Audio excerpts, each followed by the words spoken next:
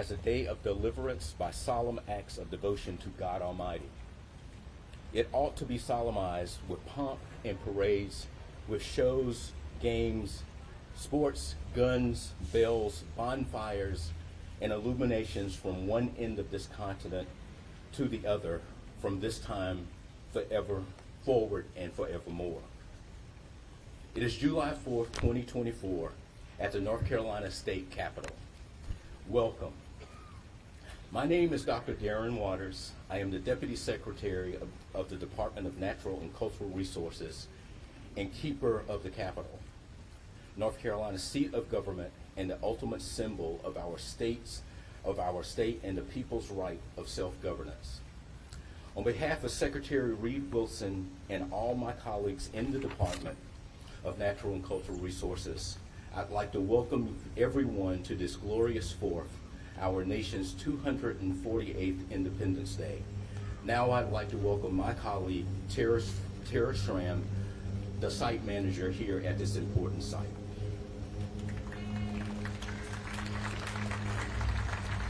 Thank you, Dr. Waters. Good afternoon, everybody. I serve as the site manager for the state capitol, North Carolina's seat of government and the ultimate symbol in our state of the people's right of self-governance. On behalf of the Division of Historic Sites and the staff of the state capitol, we are so pleased that you have chosen to spend your Independence Day here with us.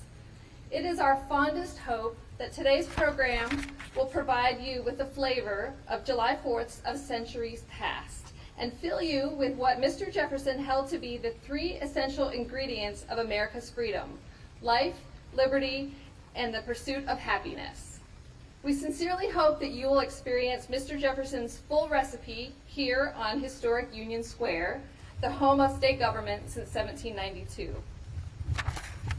On this day, 191 years ago, builders laid and dedicated the cornerstone of this magnificent building, which stands as a testament to the enduring ideals of democracy that we hold so dear. I would like to ask all those who are able to please stand as the colors are posted and the Raleigh Concert Band plays first the state song, followed by the national anthem.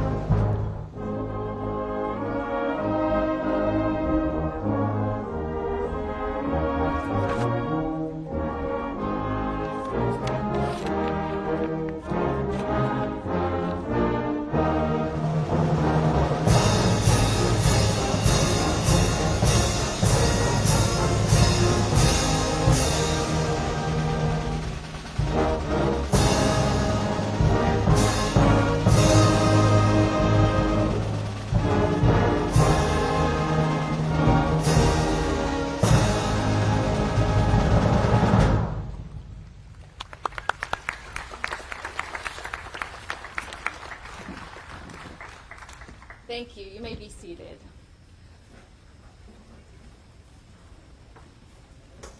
Dr. Waters will now lead us in reading excerpts of the Declaration of Independence. Thank you, Tara. In Congress, July 4th, 1776, unanimous declaration of the 13 United States of America. When in the course of human events it becomes necessary for one people to dissolve the political bands which have connected them with one another, and to assume among the powers of earth the separate and equal station to which the laws of nature and of nature's God entitle them, a decent respect to the opinions of mankind requires that they should declare the causes which impel them to the separation. The causes were then listed and the founders noted. We hold these truths to be self-evident, that all men are created equal, that they are endowed by their Creator with certain unalienable rights, that among these are life, liberty, and the pursuit of happiness.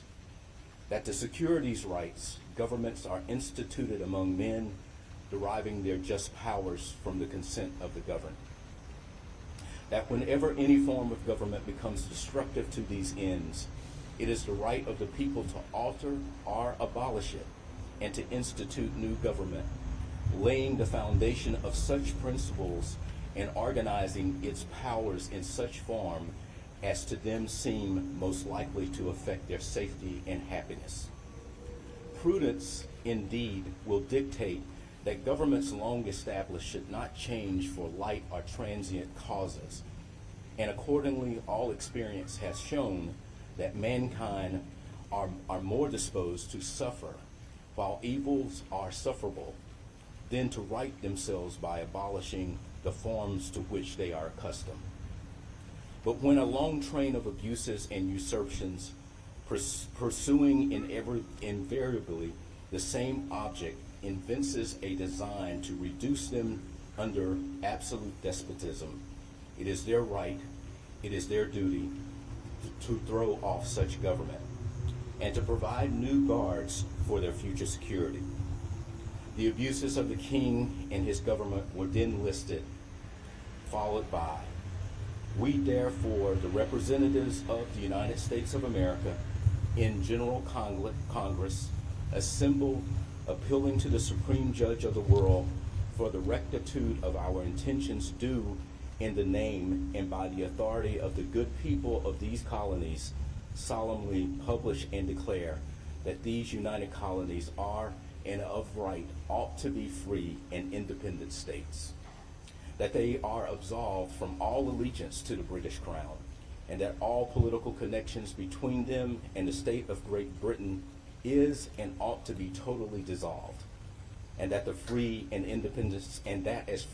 independent states, they have full power to levy war, conclude peace, contract alliances, establish commerce, and to do all other acts and things that independent states may right do.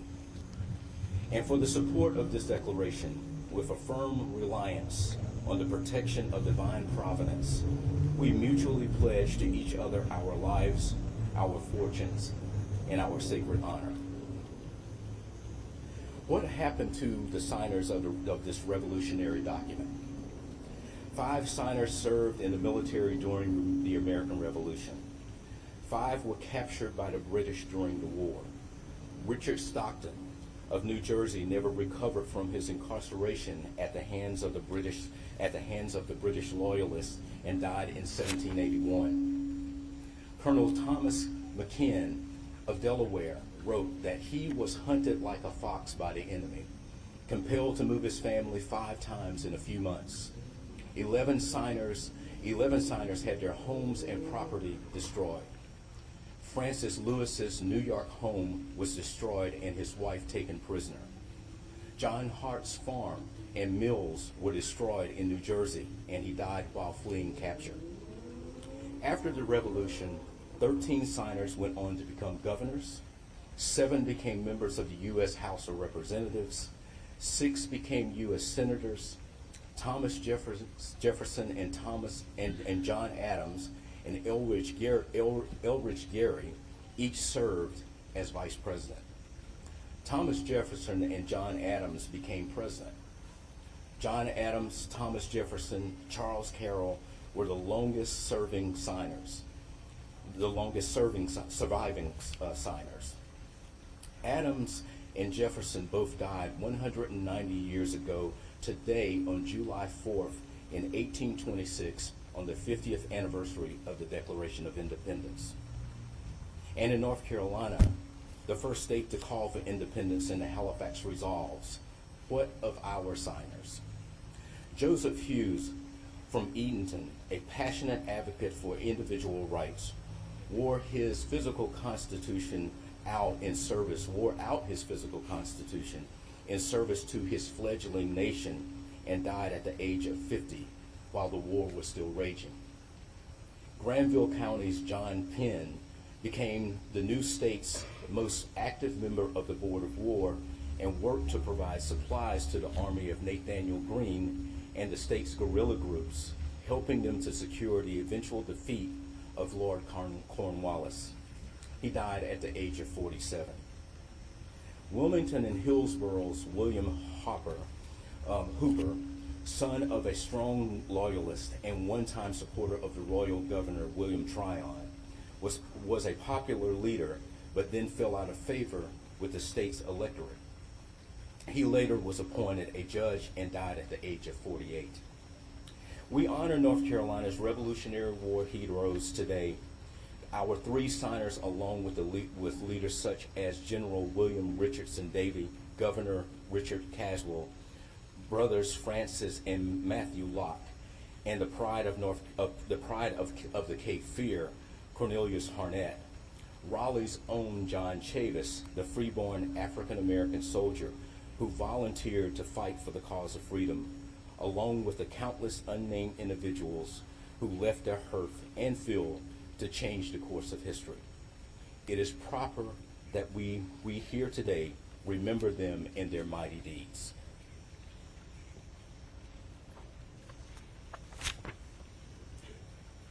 Will our memorial wreath bearers please come forward?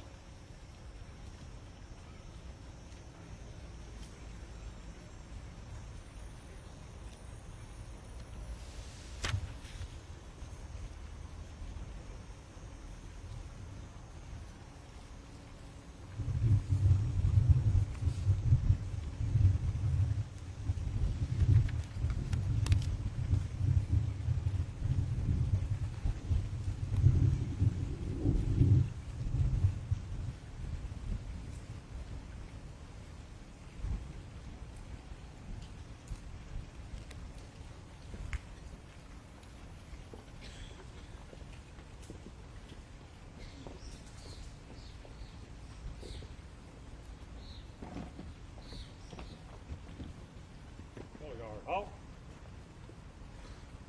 Retrieve the wreath. In the spirit of independence, we now recognize those of past and present generations who have secured and preserved our freedoms, as well as the men and women of our armed forces who continue to serve with valor and pride, and to those who have given their last full measure of devotion to the cause of the freedom that we enjoy. Will our wreath bearers now proceed to the Washington Monument as the Raleigh Concert Band plays composer Irving Berlin's inspirational God Bless America, a tune from World War II that today provides a most fitting tribute to our active servicemen and women who presently serve in harm's way. Taps will follow. Color guard. Forward, march.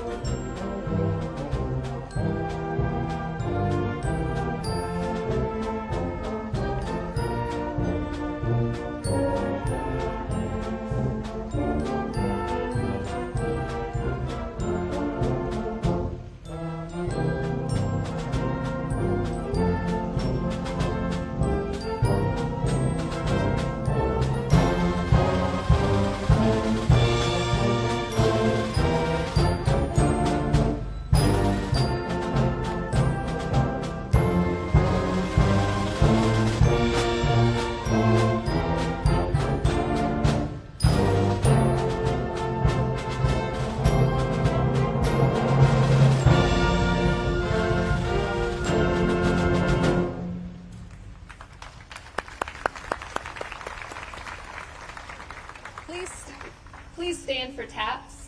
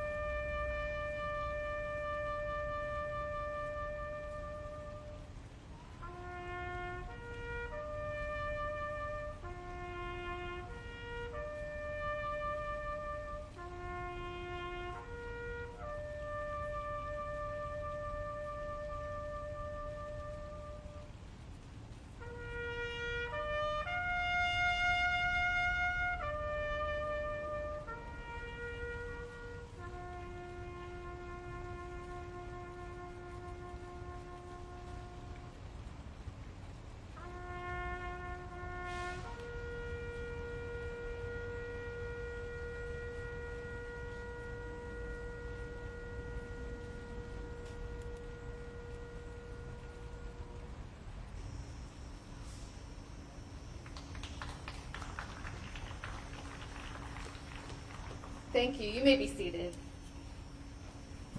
We will now begin the naturalization ceremony for North Carolina's newest candidates for U.S. citizenship. I'm pleased to welcome Mauricio Maldonado, the Supervisory Immigration Services Officer for the Raleigh Field Office of the U.S. Customs and Immigration Services, along with Officer Marian Garcia, who will conduct the oath of office, the oath of citizenship, rather. Mauricio.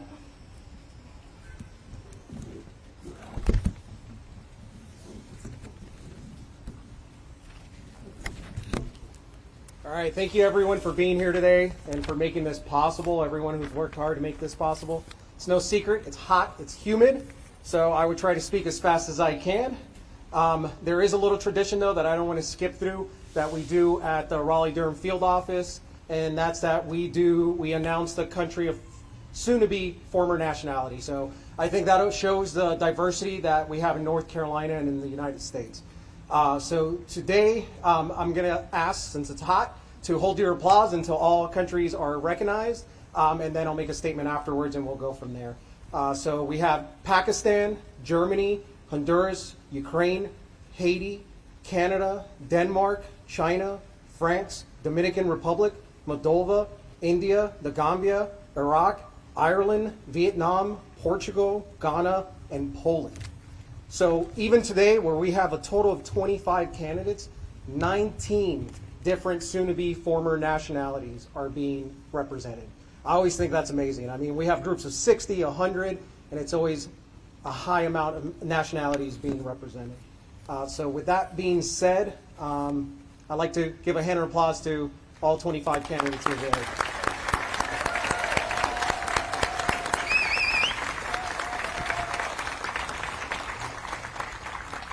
It is a choice to become a United States citizen, and thank you for making that choice today.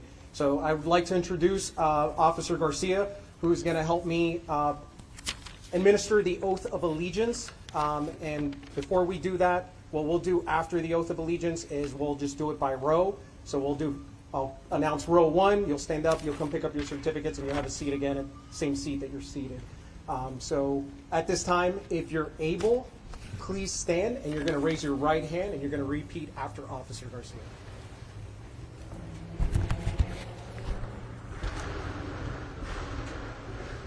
Please repeat after me. I hereby declare on oath that I absolutely and entirely renounce and abjure all allegiance and fidelity to any foreign prince, potentate, state, or sovereignty,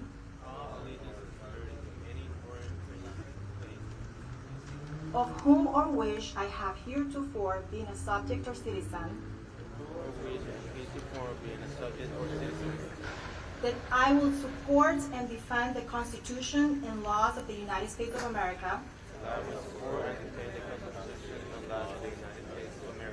against all enemies, foreign and domestic, that I will bear true faith and allegiance to the same,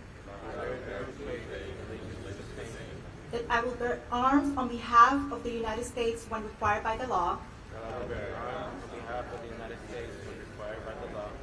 That I will perform non-combatant service in the armed forces of the United States That I will perform non-combatant service in the armed forces of the United States when required by the law. when required by the law. That I will perform work of national importance under civilian direction That I will perform work of national importance under civilian direction when required by the law. when required by the law. And that I take this obligation freely That I take this obligation freely without any mental reservation or purpose of evasion. without any mental reservation or purpose of evasion. So help me God. So help me God. Congratulations, everyone.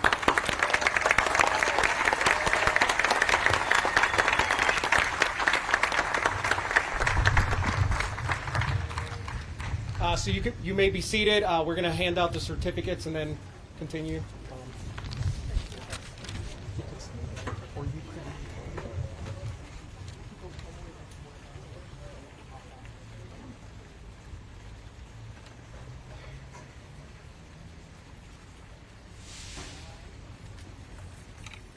Okay, so. Well, he is going to be last. Okay, so we'll start with the front. So you could get on the podium and click it, and you could do one more. No, I'll just say roll one. We'll start with him. We'll get him next. Okay, roll one, please stand. And starting over here, if you could make your way over here, sir. Nope, he's this first one. He's going to be the last one, remember? Nope, it's going to be him. All right, right here. Congratulations. Oh, whichever way is easier. Yeah. Okay, congratulations. All right, congratulations. Congratulations. I messed it up. No, that's not him. What's your name? Albert Gaviano. I'm gonna skip that.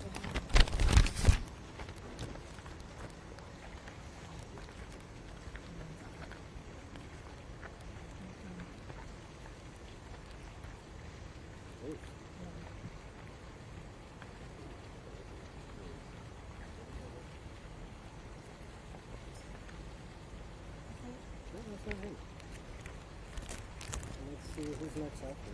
No, these aren't in Put him order. on there. These aren't in order.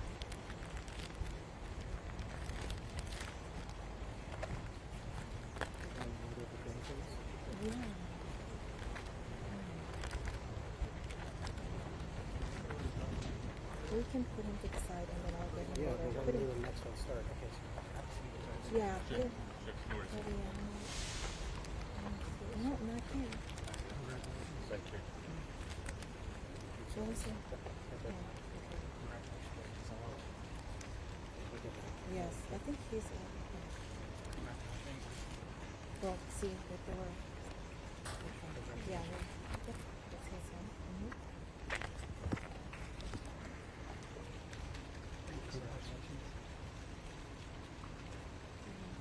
Okay, you could have a seat first row. Second row, please stand. Yeah, there was I think this is that one.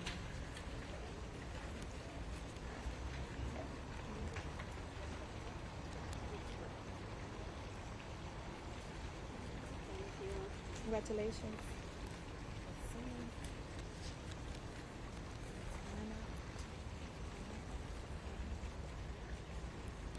Congratulations. Yep, perfect. That's him. I might speed this up.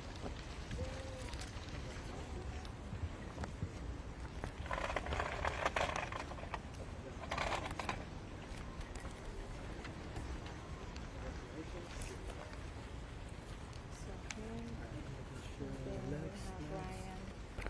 Ryan, and him.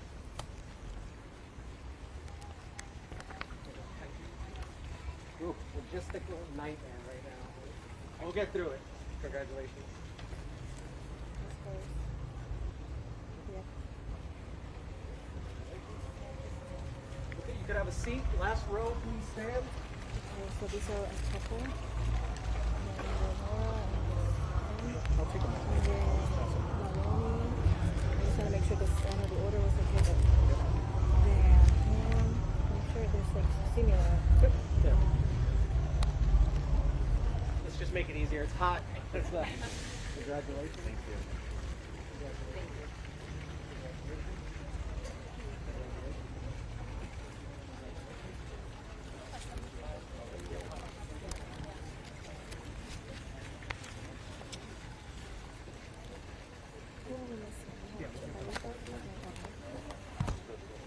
All right, you could have a seat, last row. All right, thanks for bearing with us. I'll blame the heat, but it's on us. I apologize. Just want to say congratulations again to all 25 of you.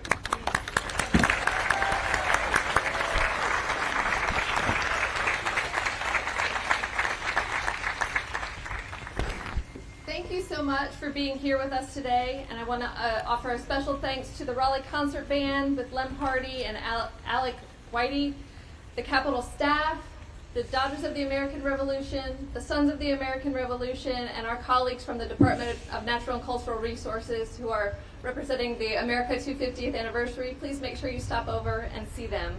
Congratulations to all of our newest citizens and your families. As we are a nation of immigrants, your story is now part of our story, and your presence here enriches our celebration. I wish you all a very happy and safe 4th of July. We invite you to visit the inside of the state capitol. Today's the first day it's open after being closed for a year, so we hope you will take advantage and visit your state capitol. We also invite you to join the Sons of the American Revolution over on Bicentennial Plaza, just about a block away, for the ringing of the Liberty Bell, and that will take place following the retiring of the colors. I wish you all a very happy July 4th. If you'll please stand, we will retire the colors.